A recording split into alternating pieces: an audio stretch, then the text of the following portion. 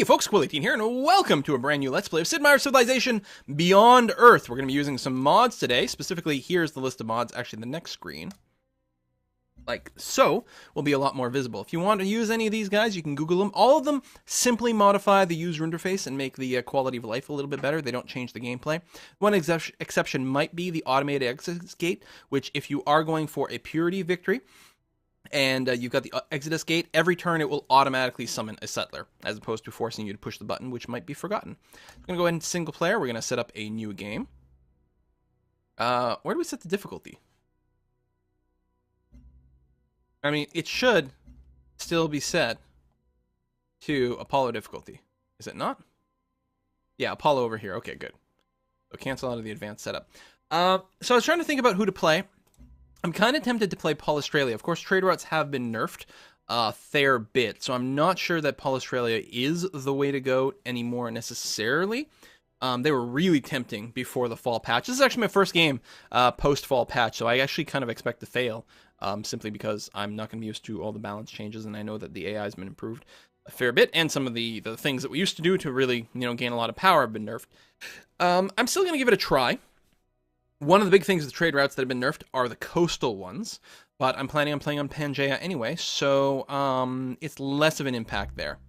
The next big thing is to choose the colonists. These are the other things that have been changed. It used to be that artists and aristocrats were the no-brainer picks because they both granted +1 health. They a little less energy and culture than they do now, but the health was stupendously good. Now it's a little bit more questionable.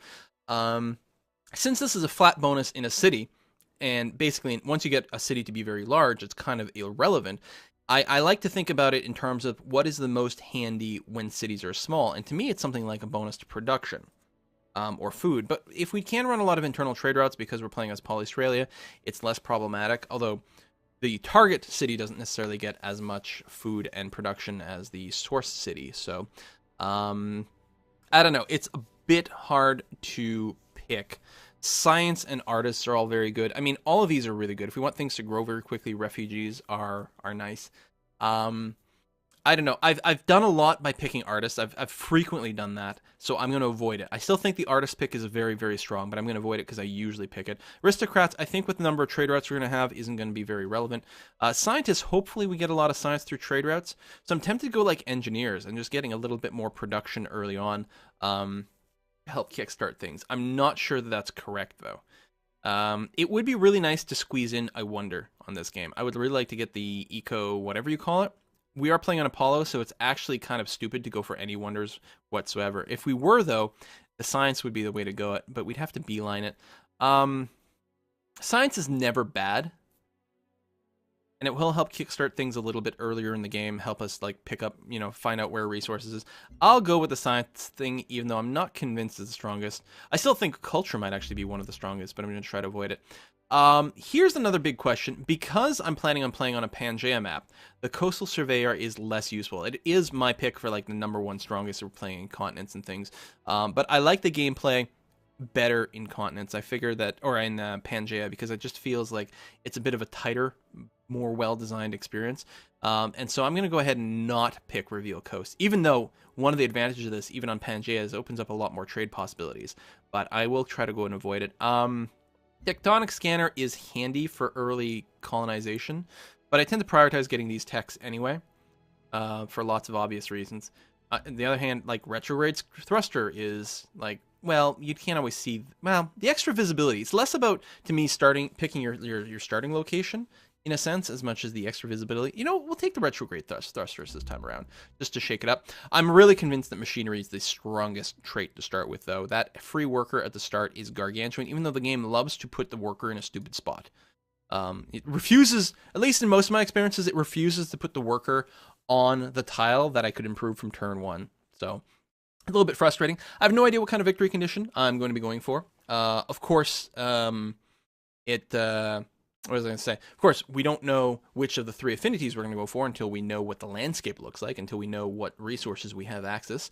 It would be really nice to do a Harmony run, because I haven't done a video for it yet. But the game doesn't seem to like to put me near a lot of biomass, so we'll see how it goes. I don't intend to go Contact Victory because I found it really kind of derpy. Domination's always a possibility. We'll see how it goes. This is the new Apollo difficulty. Whether I can handle it or not is a big question. Okay, so right away, there's a lot of resources on the map. What is this? 2 floatstone, 3 xenomass, 2 xenomass up there, xenomass down here. We might actually go for our harmony run. Now, again, trade on the coast has been heavily nerfed compared to how it used to be. That being said, coastal starts are still not bad. Algae is fantastically good. And there's still, most likely, a lot of AIs are going to be settling on the coast, which means that there's plenty of trade route possibilities on the coast. We don't have the trade route or the coastal vision, which is too bad. Also not possible for us to get to, like, triple algae. If we do want to be able to work the algae, we don't have to be on the coast to work the water tiles. I don't think. I might be wrong about that, actually. But we certainly need to be coastal to build a work barge. I'm not keen on this position, which is the position the game would sort of default me in. If we move up by 1, we don't lose any resources whatsoever. And we actually gain... Oh my god, that's 8 Fraxite. Maybe we're going Supremacy. That is 8 Fraxite. Wow. Let's see, if I go up 1, I get the tubers over here, which is really, really beautiful.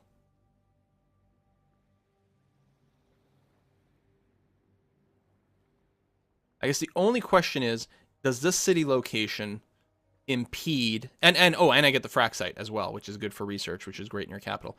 Does it impede any future settlement? The other possibility is I say, screw the coast completely. What if I move in... Oh yeah, I can't go that far in. And this is a stupid location. I mean, if we're going to have any coastal tiles right away, we want to be on the coast. In which case, I think it's pretty much this is the best place to go. So we're going to go ahead and drop in there. Phew! Some people turn off this animation. I really like it. I mean, at least for me. Maybe for the other guys, it doesn't matter. And you can see here, it again didn't start my worker on a resource. However, it's lucky enough that I'll be able to start improving it the first turn. I see... This starting radius is also really good for spotting resource pods. One of my favorite add-ons that I've got going on here is the ability to toggle or to cycle between all the different locations of stuff, which is awesome. I'm going to start off by going north. We're going to pop this resource pod, and then we'll go ahead and pop those bones. And we'll go here and build a plantation right away for some bonus food. We're already working that tile, which is a swell tile to start off on. Yeah, really good. Choose starting production. I always like to start with the Old Earth Relic, and I don't think that'll ever change. So, good start here. Choose research. The other thing I like to do is I generally like to start with chemistry and engineering. Engineering is actually mostly to reveal titanium. And chemistry is mostly to unlock the laboratory and to a lesser extent get petroleum. That being said, I think we're going to go start with pioneering. We'll probably want an early planetary survey as well for the work barge, because hooking up the algae will be pretty stupendous. Pioneering is like mostly potentially to get the trade. Obviously, it unlocks the colonists. I don't usually build the colonists instantly when pioneering researches, but it's a good option. And yeah, so we could go pioneering into something like engineering to find the titanium. And because titanium mines are so incredibly worthwhile. There's a lot of different ways to go about it. I guess we don't have to rush the work barge. I think our worker will actually have a fair number of tiles to improve as Freeland grows its borders. So we'll start with pioneering, and then we'll reevaluate and see how it goes. There we go. That 8 Fraxite, though. Oh! So, I don't know if the patch changed anything, but in the last couple of little test starts where I just played like the first couple of turns of things, I noticed that people seem to arrive much faster than I'm used to. Or maybe I just got weird Let's Plays before where people just didn't show up for a long, long time. Like, sometimes it feels like it takes forever for the AI to arrive. We'll see how it goes. Alright, we got 25 free culture, which lets us get a virtue right away. So, what I'm thinking in this game is I'm going to go down the industry tree to mix it up. I've done prosperity a few times, and prosperity I like, even though eudaimonia has been nerfed substantially, I'm still quite keen on the prosperity tree. That being said, I'm going to go industry, but first, I'm going to go foresight into field research. Early on, I think that's well worthwhile, so we're going to go ahead and do that. You've popped that, which is great. Now go ahead and construct an expedition there. Oh, apparently we're relatively close to the North Pole, which is fine. Actually, you know, sort of being, especially on a Pangea here, we're sort of being on a corner, which can potentially pin us in, but on the other hand, can be somewhat more defensive because we know exactly who our foe is going to be. And if we can keep that foe busy by getting them to be in wars with other people, we'll actually be in a pretty good situation. We'll see how it goes. Definitely want to keep working on the Old Earth Relic. I will most likely want an early explorer, second early explorer, to go and find more goody huts, though, especially if I'm going field research. How's it going, PAC? You are not terribly close, and often I find a relatively easy time fighting you. However, I know the AI has been improved now. So I'm actually kind of concerned that we will just flat out lose this this Apollo run on the basis of that. The AI suggesting a generator. I'm going to go and veto that and decide to build a farm here. Again, I'm hoping with the extra trade routes we're good on money, and I always like farms for growth. We'll see how it goes. If we are going supremacy, though, I think we get a lot of generator bonuses, unless I'm wrong. One of my favorite mods I got right now is the colored map thing. Energy from mines. Academies. Okay, so once I get the generator down, my tooltips will actually show me everything that gets improved by that. We'll see how it goes. Usually I go straight into a clinic, but I'm actually going to go explore, I think. I think it might vary. We're going to go probably explore into clinic. Try to get more of those goody huts as early as possible. Take advantage of the field research, which is going to kick in 4 turns. I'm actually going to make sure over here. Yeah, see, you're 1 turn away from that. I'm going to pop you off, get you to rest, because I want to wait until the field research is done before you finish excavating the alien skeleton. Oh, and there's another one over there. Yeah, okay, I'm happy we're queuing up another explorer. What tiles are you working? That's really good. And yeah, that's fine. I agree with these tiles. First quest decision. Oh, for the Old Earth Relic. I don't think I'd ever go free maintenance on the Old Earth Relics. We're definitely going to go +1 culture. Please and thank you. Apps-a-positively.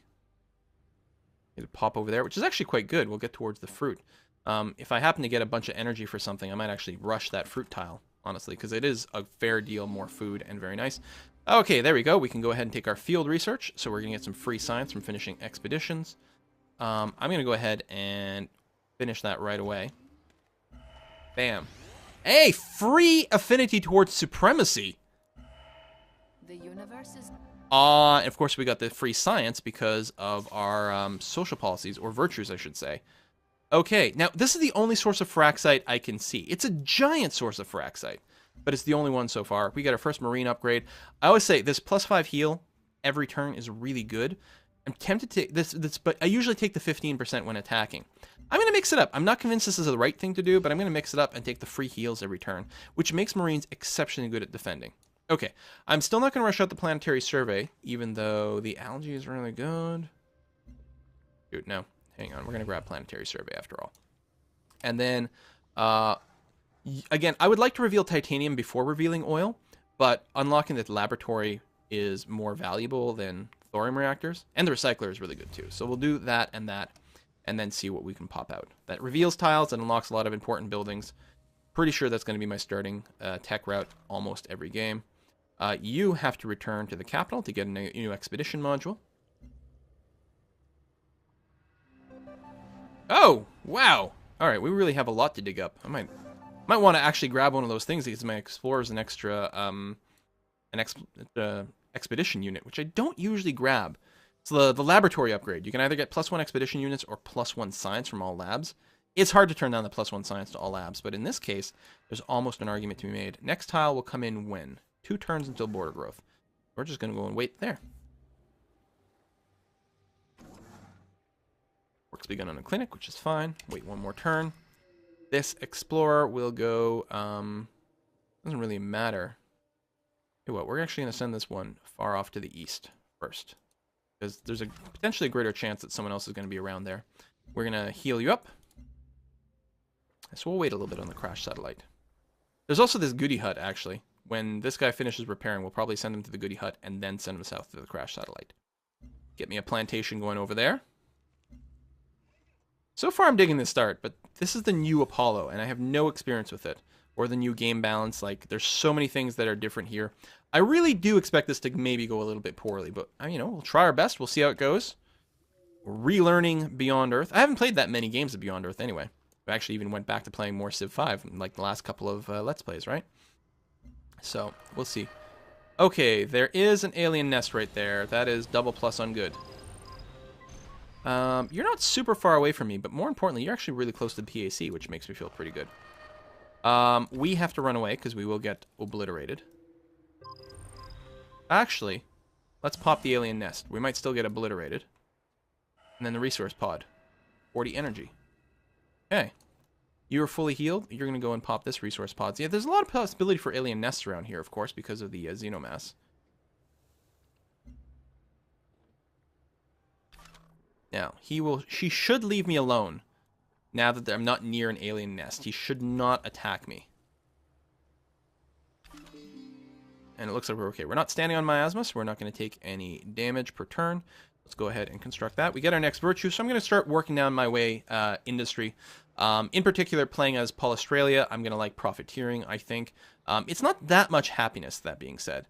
And then the Magna Santi later on, I think will make a big difference. I think the Magna Santi will be local health, which isn't as good as the global health you get from profiteering, but I think overall will work out okay. And we'll see how it goes.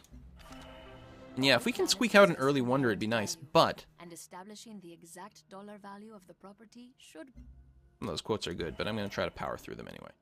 Sorry to disappoint. We got even more free energy. Interesting. Very interesting. So when we're done making our plantation here, we'll almost certainly go and build our work barges on the algae, which will be nice.